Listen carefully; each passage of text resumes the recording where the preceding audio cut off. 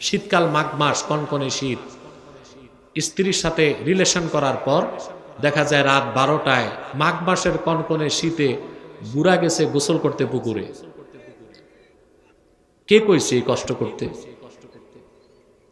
এই মাঘ মাসের শীতে রাত বাজে 12টা, পুকুরে যদি গোসল করে 7 দিন আর ভয়তে যাবি স্ত্রীর কাছে?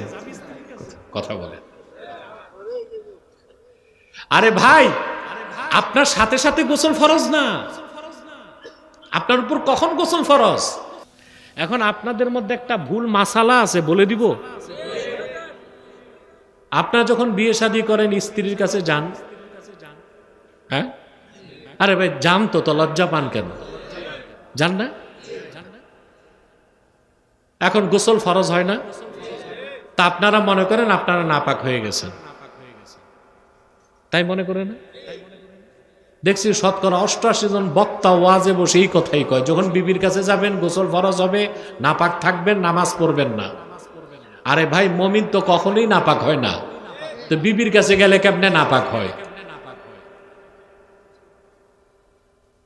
এটা একটা প্রশ্ন।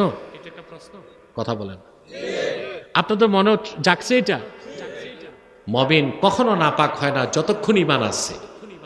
কাফের কখনো পাক হয় না যতক্ষণ ঈমান আসবে না তার অন্তরে। সুবহানাল্লাহ। তা আপনি যখন স্ত্রীর কাছে যান, ফিজিক্যাল রিলেশন হয়, আপনি নাপাক হন না, আপনি হন জুনুব। কি হন? অর্থাৎ আপনার উপর গোসল ফরজ। গোসল ফরজ হওয়ার মানে এই না যে আপনি নাপাক।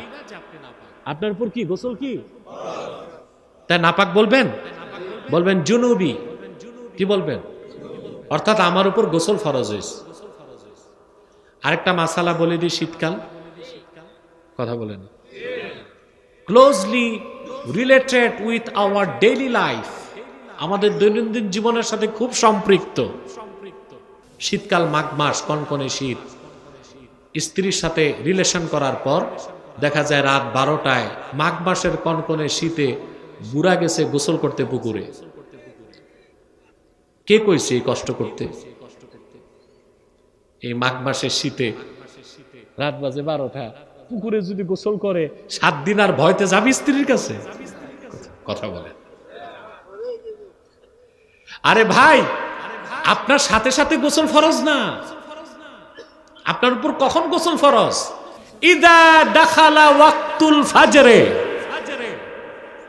ফজরের টাইম এন্ট্রি করার পরে গোসল ফরজ। এর আগে আরামে ঘুমায় থাকেন মিয়া সাহেব। হ্যাঁ, এর আগে যদি আপনি কোরআন তেলাওয়াত করতে চান, তাহাজ্জুদ পড়তে চান, তখন আবার ফরজ হবে। তো একটা কষ্ট থেকে বাঁচার ব্যবস্থাও বলে দিলাম। তাহলে মুমিন কখনো অপবিত্র হয় না। জীবিত থাকলো কি, মারা গেল, যেহেতু তার কি আছে? কাফের কখনো পবিত্র না, যেহেতু তার ঈমান না। এতটুকু বুঝাইতে পারলাম? আল্লাহ বলেছেন কদ আফলাহা মান তাযাক্কা, সফলতা লাভ করলো সেই যে তার হৃদয়কে পবিত্র করলো। হৃদয় পবিত্র হয় ঈমান আনলে। আর ঈমান যখন থাকে না, হৃদয়ে শিরক আর কুফর ঢুকে, তখন হৃদয় অপবিত্র হয়ে যায়, মানুষটাও অপবিত্র থাকে। কথা বুঝতে পারছি? এখন এই যে প্রায় তো 45 মিনিট বক্তব্য হয়ে গেছে, শিক্ষা কি নিবেন? টিচিং কি আজকে? টিচিং হচ্ছে এটা, জীবনে আমরা যাই করি শিরক আর কুফর করব না। যদি আমাদের অন্তরে শিরক আর কুফর না ঢুকে, যত বড় গুনাহগার হই, আমরা পবিত্র হৃদয় নিয়ে আল্লাহর কাছে উপস্থিত হতে পারবো। গুনার বোঝাও যদি থাকে, আল্লাহ পানিশমেন্ট দিলেও বেহেশত দিবেন, আর দয়া হলে পানিশমেন্ট ছাড়াও বেহেশত দিতে পারে। এটা বুখারী শরীফের হাদিস। আল্লাহর হাবিব সাল্লাল্লাহু আলাইহি ওয়াসাল্লাম ইরশাদ করেছেন, আমার উম্মতের কোন ব্যক্তি যদি শিরক আর কুফর না করে, শিরক কুফর যত গুনাহ থাক, ইনশাআ আকাবাহু ফাহুয়া ইলাল্লাহ, ইনশাআ আফা আনহু ওয়া ইনশাআ আকাবাহু। বুখারী শরীফ কিতাবুল ঈমান এই হাদিস এসেছে। কোন বান্দা যদি শিরক আর কুফর না করে, এটা আল্লাহর ইখতিয়ার। ইচ্ছে করলে আল্লাহ তারে শাস্তি দিবেন, ইচ্ছে করলে শাস্তি ছাড়াই বেহেশত দিবেন।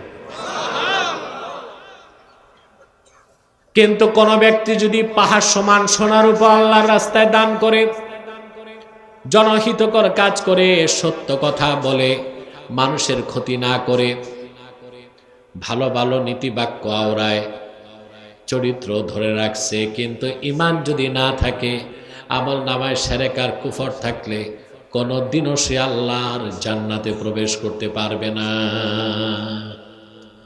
পারবে? পারবে? তাহলে শিরক আর কুফর করবেন না। এছাড়া যদি আপনার হৃদয়টা পবিত্র রেখে মরতে পারেন, তওবা করলে তো 1 সেকেন্ডের জন্য জাহান্নামে যাবেন না।